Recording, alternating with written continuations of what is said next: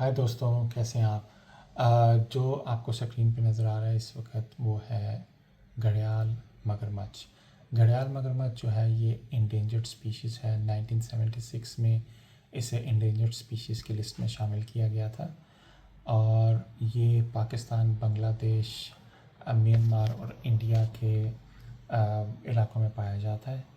तो 1976 के अंदर ही इसे कमोमोरेट करते हुए पाकिस्तान ने एक 150 रुपये का सिक्का इशू किया था जो कि कमोमोरेटिव कॉइन है। और इस कमोमोरेटिव कॉइन के ऑब्ज़र्व के ऊपर आपको घड़ियाल मतलब मगरमच्छ जो है उसकी एम्बोस नज़र आएगा और इसके बैक साइड पे पाकिस्तान का नेशनल एम्बलम आपको नज़र आएगा। तो ये कॉइन जो है ये आप देख रहे हैं, ये इस टाइम प्रूफ स्टेट का कॉइन है। इसके अलावा ये कॉइन जो है ये मिंट स्टेट में भी इशू किया गया था और इन दोनों के जो मिंटेज है फॉर एमएस स्टेट के अंदर ये कॉइन जो है ये कॉइन 5119 मिंट किए गए थे और जो प्रूफ स्टेट के कॉइन है ये 5637 वो किए गए थे, मिंट किए गए थे। इन कॉइन की जो एजेस हैं आप देख रहे होंगे, ये रीडेड कॉइन रीडेड एजेस हैं इसके, ठीक है। यहाँ पे आपको नज़र आ रहा होगा ये कंघी की तरह आपको नोकें नज़र आ रही हैं, इसे रीडेड एज कहते हैं। तो ये रीडेड एजेस हैं और इसका वज़न जो है वो तकरीबन 35 ग्राम है और इसका जो मतलब इसकी जो पैमाइश है, इसका डायमीटर है वो है 42 mm।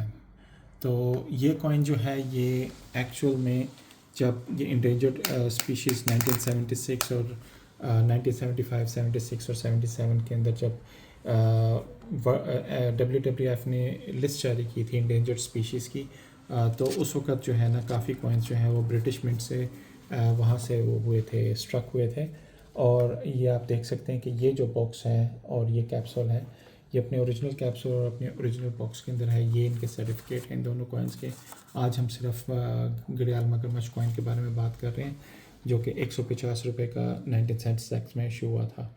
तो गाइस ये जो है ये इस तरीके से बॉक्स में आता था और ये रॉयल मिंट ऑफ यूके जो है उन्होंने इनको मिंट किया था, ठीक है।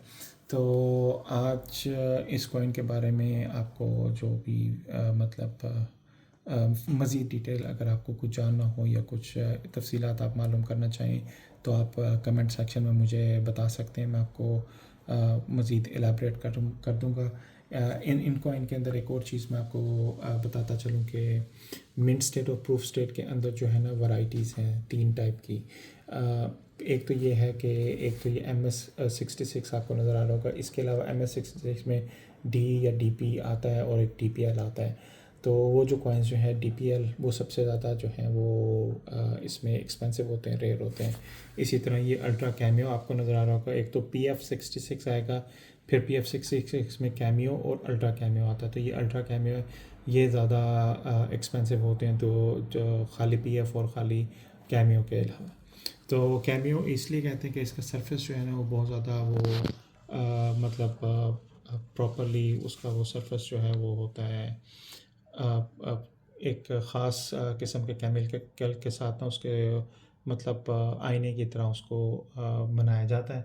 अगर वो डाई जो इसको स्ट्रक कर रही है वो डाई जो है वो उसकी मतलब शफाफियत के अंदर का कमी आती जाए तो वो कैमियो बन जाते हैं और फिर जो है वो उनके अंदर मज़ीद जो है वो जब वो नीचे हो जाए तो खाली प्रूफ कॉइन नज़र आपको मिलते हैं, ठीक है। इसके अलावा अगर आप इसको टच करते हो, हाथ के निशान आते हैं या इसको कपड़े से साफ़ किया किसी से, तो इसका जो है ना ग्रेड वो कम होता जाता है। तो इसीलिए यूजुअली जो कमोमोरेटिव कॉइन है उनको हम कैप्सूल के अंदर रखते हैं और इनको हाथ नहीं लगाते। अगर आपने ग्रेड भी करवाना तो इसी कैप्सूल के अंदर जो है वो आप इसी तरीके से भिजवा दें NGC को या PCGS को। और गाइस अगर आप कलेक्टर हो, आप इस हॉबी को परसू कर रहे हो तो कुछ टूल्स मैं आपको बताता चलूँ जो कि मैं ख़ुद इस्तेमाल करता हूँ। तो ये अदसा है जो कि मतलब 30x जूम का है। एक ही अदसा, ज़ाहिर बात है मैनुअली अगर आपको कॉइन्स को खुद दस्ती चेक करना है। इसके अलावा ये है स्केल जो कि मैं यूज़ करता हूँ इनकी वज़न की पैमाइश के लिए। ये मेरे पास एक डिजिटल स्केल है और इसके अलावा मैंने ये दूसरा स्केल रखा हुआ है जिससे मैं इनके साइज़ को मतलब मेजर करता हूँ, ठीक है। इसी तरह मेरे पास ये एक डिजिटल स्केल भी है जो कि मैं आपको दिखाता चलूँ। यहाँ पे ये देखिए, तो ये डिजिटल स्केल जो है इसके अंदर मुझे कॉइन को और मज़ीद जो है वो स्टडी करने का वो मौका मिलता है। अगर इस कॉइन के अंदर कोई ख़ास बात हो, जिस तरह अगर आप देख रहे हैं कि ये 3 ग्रास हैं, इसकी जगह 2 हों या 3 की जगह 1 हो या 4 हों, तो मुख्तलिफ़ छोटी छोटी चीज़ें से कॉइन्स जो हैं वो उनकी वैल्यू जो है वो वेरी करती हैं। तो इस तरह मुझे उन कॉइन को डीपली स्टडी करने का जो है ना इससे मौका मिल जाता है। So thank you guys so much. आज के दिन इतना ही। ये मेरा पहला वीडियो था उर्दू में। मैं उर्दू में और इंग्लिश में एक सीरीज़ बना रहा हूँ कॉइन्स के लिए, कॉइन्स की, जो कि कलेक्टर कम्युनिटी के लिए और मतलब अवेयरनेस की फैलाने के लिए, और क्योंकि मैं ख़ुद कलेक्टर हूँ तो अपनी कलेक्शन को शो ऑफ करने के लिए भी। तो आई होप कि आपको ये वीडियो पसंद आए और इन्फॉर्मेटिव हो आपके लिए। और अगर आपको कोई किसी कॉइन के बारे में जानना है, कुछ तफसील जाननी है, तो काइंडली मुझे कमेंट सेक्शन में बताएं। मेरे पास बहुत बड़ा कलेक्शन है कॉइन का। मैं आपको अपने कलेक्शन में से कॉइन निकाल के तो उसके बारे में ज़रूर बताऊंगा इंशाल्लाह। Thank you so much guys, have a good day.